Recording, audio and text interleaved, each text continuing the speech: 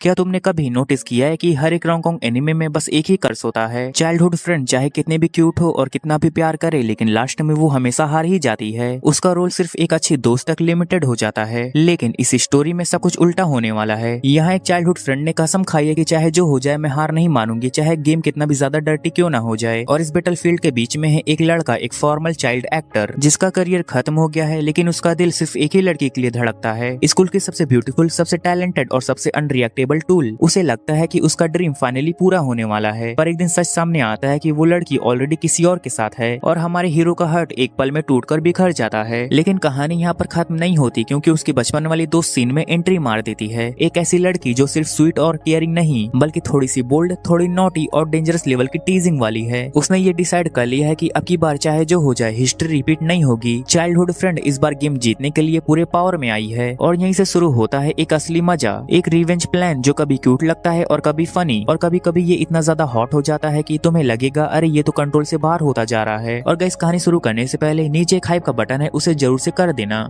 कहानी की शुरुआत में हमें हमारे एमसी को दिखाया जाता है जिसका नाम होता है मारू, और वो कहीं जा रहा होता है और तभी एक लड़की को देखता है। फिर वो उसके पास जाकर कहता है तुम काची हो, है ना? इस पर वो लड़की कहती है हाँ, और तुम्हारा नाम मारू है ना? जिस पे मारू एक्साइटेड होकर कहता है हाँ मेरा नाम मारू है, आखिर तुम मुझे कैसे जानती हो? जिस पर काची कहती है मैं अपने क्लास में लगभग सभी के चेहरे और नाम जानती हूँ। उसके बाद मारू उसे देखकर काफी शर्मा रहा होता है। तब काची कहती है तुम्हें क्या चाहिए, या फिर तुम मुझसे बिना किसी कारण के बात कर रहे थे? इस पर मारू कहता है मैंने तुम्हारा नोवेल पढ़ा था। तब काची कहती है क्या तुम मुझे बताओगे कि तुमने इसके बारे में क्या सोचा? मारू अपने मन में कहता है क्या वो समय जब हम प्यार में पड़ते हैं तब उसे आसानी से पहचाना जा सकता है? जिनको रिलेशनशिप के बारे में थोड़ा सा भी एक्सपीरियंस हो तो वो इसका जवाब जरूर हाँ में देंगे, पर मैं ये सवाल खुद से कर रहा हूँ, क्या मैं सच में ये पहचान सकता हूँ? फिर मारू काची से कहता है वो नोवेल बहुत ही ज्यादा अच्छा था, उसने मेरे दिल को छू लिया। जिसके बाद हम देखते हैं कि ये सुन के काची की आंखों से आंसू आ जाते हैं और वो मारू से थैंक यू कहती है। फिर काची आगे कहती है मुझे तुमसे ये सुन के काफी ज्यादा खुशी हुई, और ये सुन के मारू काफी ज्यादा हैरान हो जाता है। और फिर वो अपने मन में कहता है प्यार कोई ऐसी चीज नहीं जिसमें आप फंस जाएं, ये आपके पूरे शरीर में फैल जाता है और उसे खा जाता है। मारू आगे ये भी बताता है कि हाई स्कूल में अपने फर्स्ट ईयर के विंटर में मैं प्यार के पॉइजन का शिकार हो गया और आखिर में वो मेरा पहला प्यार थी। जिसके बाद हमें अगले साल का सीन दिखाया जाता है। मारू के क्लास में दो स्टूडेंट काची को मास्क पहनते हुए देख रहे होते हैं और वो दोनों आपस में कह रहे होते हैं कि वो हमेशा से बहुत ही ज्यादा ब्यूटीफुल लगती है और सच में वो सबसे ज्यादा अलग है। वहीं दूसरी तरफ मारू का दोस्त उसे कह रहा होता है क्या तुम सच में कॉन्फेशन फेस्टिवल में पार्टिसिपेट करने वाली हो, क्योंकि इस गर्मी में तुम्हारे लिए कुछ भी नहीं था। मारू कहता है खैर तुम्हारे बारे में क्या ख्याल है काई? काई कहता है 7 लड़कियों के बीच अब घूमना काफी ज्यादा परेशानी भरा हो चुका है, इसलिए मुझे उनमें से किसी एक को चुन लेना चाहिए। मारू कहता है क्या गर्मियों से पहले 3 बार पकड़े जाने से वो सभी तुमसे नफरत नहीं करने लगे? काई कहता है वो सभी अलग अलग स्कूल से थे, क्योंकि स्कूल के लड़कियों को पटाना कोई आसान काम नहीं है। और ऐसा कहकर जब वो 2 लड़कियों को देखकर अपना हाथ हिलाने लगता है तो वो लड़कियां उस पर गुस्सा हो जाती हैं और उसे चिढ़ाने लगती हैं। आगे मारू कहता है अगर तुम कॉन्फेशन फेस्टिवल में डिसाइड करोगे तो वो कौन होगी? काई कहता है मैं शायद काची को चुनूंगा। जिसके बाद काई फिर से कहता है अगर मैं उसे चुन लूंगा तो तुम क्या करोगे? इस पर मारू कहता है मुझे इसकी बिल्कुल परवाह नहीं है। काई कहता है क्या सच में? लेकिन तुम्हारे चेहरे से ऐसा तो नहीं लग रहा, तुम इस बात से इतने ज्यादा डेस्परेट हो कि मुझे भी शर्मिंदगी महसूस हो रही है। ये सुन के मारू गुस्सा हो जाता है और उसे मारने लगता है और काई कहता है अरे नहीं तुम तो सीरियस हो गए यार। तभी यहाँ पर काची आ जाती है और वो मारू से कहती है क्या तुम्हें मेरी जरूरत थी? मारू से कहता है तुम यहाँ पर क्या कर रही हो? इस पर काची कहती है ये तो मेरा क्लासरूम है तो मैं यहीं रहूंगी ना। मारू बोलता है हाँ मेरा मतलब था हम हमेशा कैफे में मिलते हैं, लेकिन तुम आज मेरे सामने आ गई। काची कहती है मीको किसी काम से चली गई और उसने कहा था कि वो जल्दी आ जाएगी, लेकिन वो नहीं आई इसलिए मैं यहाँ पर आ गई। तभी हम देखते हैं कि 2 लड़के काची की फोटो देखकर बोल रहे होते हैं इसकी साइज क्या होगी, और ये सब काई नोटिस कर लेता है और उन दोनों से कहता है क्या तुम दोनों आज काची की रिलीज हुई मैगजीन देख रहे हो? इससे काची को पता चल जाता है कि वो दोनों किस बारे में बात कर रहे हैं और वो उन दोनों के पास जाकर कहती है मुझे गंदी सोच वाले लोगों से बहुत नफरत है। फिर वो उन दोनों को गुस्से में देखकर कहती है तुम दोनों को तो मर जाना चाहिए। ये सब सुन के वो दोनों काफी ज्यादा डर जाते हैं और पीछे हट जाते हैं और मारू और काई ये सब देख के हंस रहे होते हैं। फिर काई मारू से कहता है वो बहुत ही ज्यादा स्मार्ट है, एथलीट है और उसे अवार्ड भी मिला है और वो मैगजीन में भी आई है, जिससे वो पूरी दुनिया में काफी ज्यादा फेमस हो गई है और वो टीवी में भी आई है, इसलिए तुम मेरी सलाह मानो और उसे पाने से हार मान लो। इस पर मारू कहता है काची और मेरे बीच में काफी ज्यादा अच्छी बनती है, पिछली सर्दियों में मैंने एक बार उससे बात की थी। जिसके बाद हमें पता चला कि हम दोनों के घर एक दूसरे से काफी पास हैं और हम कभी कभी एक दूसरे से बात भी कर लिया करते हैं। काई कहता है तो क्या इस तरीके से तुम उसके प्यार में पड़ गए? मारू कहता है नहीं काची वैसी नहीं है जैसे वो बाहर से दिखती है, वो काफी अच्छी है और मासूम भी। तभी हम देखते हैं कि एक लड़की काची के पास आती है और कहती है तुम्हारी नोट्स कितनी अच्छी हैं, क्या मैं इसे कॉपी कर लूं? लेकिन तभी काची उससे अपनी नोट्स छीन लेती है और उसे फाड़ देती है और नीचे फेंक देती है। फिर काची उससे कहती है माफ करना ये नोट्स अब और नहीं रहे, पर ये मेरे थे तो मुझे लगता है कि तुम्हें इससे कोई प्रॉब्लम नहीं होनी चाहिए। इस पर वो लड़की गुस्सा होकर वहाँ से चली जाती है और ये सब मारू भी देख रहा होता है। फिर काची अपने सारे नोट्स उठाने लगती है और मीको भी उसकी मदद कर रही होती है। नेक्स्ट सीन में हम देखते हैं कि काची लाइब्रेरी में बैठकर अपने नोट्स दोबारा लिख रही होती है। तभी मारू वहाँ से जाते हुए उसे देखता है और उसे पता चलता है कि काची काफी दुखी है और वो रो भी रही थी। जिसके बाद मारू स्कूल फेस्टिवल के लिए काम कर रहा होता है और तभी काई उससे कहता है अगर तुम्हें गर्लफ्रेंड चाहिए तो तुम सीधा से क्यों नहीं बात करते। ये बात सुनकर मारू का ध्यान भटक जाता है और वो अपनी उंगली पर हथौड़ा मार देता है। काई आगे कहता है सीधा पहले से ही तुम्हारा ध्यान रख रही है, अगर तुम उसे ईमानदारी से पूछोगे तो शायद वो हाँ कर दे। लेकिन मारू कहता है नहीं। फिर काई कहता है इसके बारे में सोचो, आज लंच में सीधा तुमसे बात करने के लिए क्यों आई थी। मारू कहता है ऐसा अक्सर होता रहता है, पर काई कहता है नहीं ये तुम्हारी गलती है, जाओ उसे माफी मांगो। मारू इस पर कहता है हम दोनों के बीच में ऐसा कुछ नहीं हुआ है और इसके अलावा मैं उसे माफी क्यों मांगू, मेरी क्या गलती है। काई कहता है ऐसा हमेशा तुम्हारे साथ होता रहता है, देखो सीधा भी तुम्हारी औकात से बाहर है, अगर वो तुम्हारी बचपन की दोस्त नहीं होती तो तुम कभी उसके पास नहीं होते। मारू कहता है हाँ मुझे पता है, वो क्यूट है, लड़कों की पसंद है और वो बात करने में भी काफी अच्छी है, इसलिए मैं उसकी रिस्पेक्ट करता हूँ। और तभी सीधा भी वहाँ आ जाती है और मारू की ये सब बातें सुन लेती है। वो मारू से कहती है तो तुम मेरे बारे में ऐसा फील करते हो, तुम इतने शर्मीले क्यों हो, मुझे लगता है कि तुम्हारे पास भी कुछ प्यारे मोमेंट्स होंगे, क्या तुम्हें पता है कि तुम्हारी बिग सिस्टर को भी तुम्हारी यही बात पसंद थी। मारू इस पर काफी एम्बैरेस हो जाता है और कहता है मुझसे पसंद करने की बात मत करो और अपने आप को बिग सिस्टर मत कहो। सीधा कहती है तुम्हारी वजह से मुझे इतनी ज्यादा तकलीफें झेलनी पड़ती है, सच कहूँ तो तुम मेरी छोटी बहन से भी ज्यादा परेशानी खड़े करते हो। फिर हम देखते हैं कि मारू और सीधा को साथ में देख क्लास के सभी लड़के जल रहे होते हैं। मारू ये देखकर कहता है लगता है वो सभी आज मुझे मार डालेंगे। तभी सीधा का ध्यान दूसरी तरफ था और मारू यहाँ से छुपकर भागने की कोशिश कर रहा होता है, लेकिन तभी सीधा उसे देख लेती है। मारू उससे कहता है मैं अभी बाथरूम जा रहा हूँ, पर सीधा उससे कहती है मुझे पता है कि तुम मुझे इग्नोर कर रहे हो, है ना, क्या तुम ऐसा इसलिए कर रही हो क्योंकि तुम्हें मुझे ठुकराने का अफसोस है। और ये सब बात काची भी सुन रही होती है और तभी काई मारू से कहता है इतनी बड़ी घटना घटने के बाद तुम्हें यहाँ से भागना नहीं चाहिए। तब सारे लड़के भी एंग्री हो जाते हैं और कहते हैं तुम आज बच नहीं पाओगे मारू। जिसके बाद मारू अब और रास्ता ना पाकर सीधा से माफी मांगने लगता है और सीधा कहती है तुम सब सामने से हट जाओ, मैं अभी उससे बात कर रही हूँ। जिस पर सारे लड़के मारू पर गुस्सा करने के बजाय सीधा से माफी मांगने लगते हैं और फिर वहाँ से हट जाते हैं। आगे मारू सीधा से कहता है तुमने आज मेरी जान बचा ली। सीधा कहती है क्या तुम्हें रिग्रेट हो रहा है या नहीं। मारू कहता है हाँ मुझे रिग्रेट हो रहा है। सीधा कहती है तो क्या इसका मतलब कि तुम आज मेरे साथ बाहर जाना चाहते हो। जिसके बाद हम देखते हैं कि काची का ध्यान भी मारू और सीधा की तरफ ही होता है। मारू कहता है अगर हम दोनों कपल होते हैं तो ये करने में काफी मजा आता, लेकिन हम दोनों नहीं है इसलिए मुझे माफ कर दो। इस पर सीधा उसके कान में कहती है खैर अब मैं तुम्हें छोड़ दूंगी। फिर वो उससे दूर हटकर जोर से कहती है तुमसे मेरे साथ बाहर चलने के लिए पूछना ये तो मैं मजाक कर रही थी। मारू ये सुनकर शॉक्ड रह जाता है और कहता है तुम कितनी बुरी हो। सीधा